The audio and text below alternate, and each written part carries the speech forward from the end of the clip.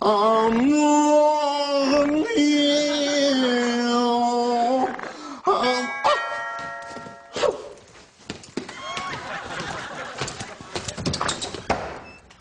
Paris Hilton, ¿cuánto tiempo? ¿Pero qué dices, pavo? Que soy Guti. Ah, es verdad, no me acordaba que habíamos quedado para ver el partido. Pasa, pasa. Toma, toma.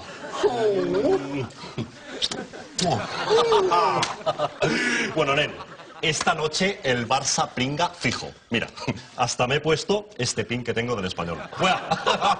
¿Quieres un bocata? Tengo pan. ¡Hostias! ¿Qué pasa? Pin, pan. Pin, pan, pin, pan, pin, pan, pin, pan, pin, pan, pin, pan, pin, pan. ¡Vamos, que nos vamos!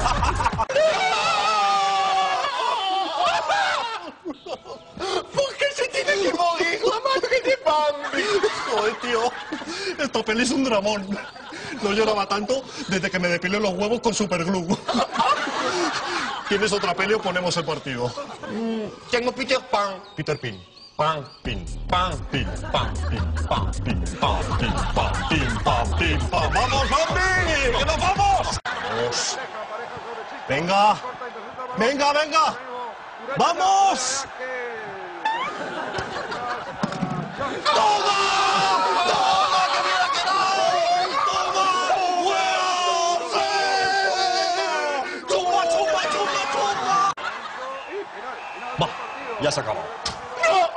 ¡Se ha terminado! No, tío, no exageres. Ya se sabía de que ganaría el Barça. ¿Qué dices, el Barça? Se ha terminado el esmalte y todavía me falta una uña.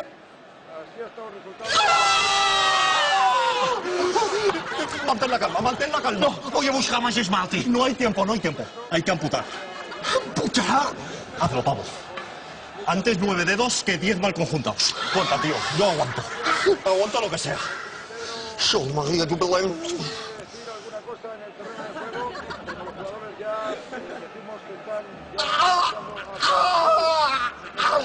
¿Pero qué dices si todavía no he cortado? ¡Hostias, hostias! ¡Que te salió un grano, pavo!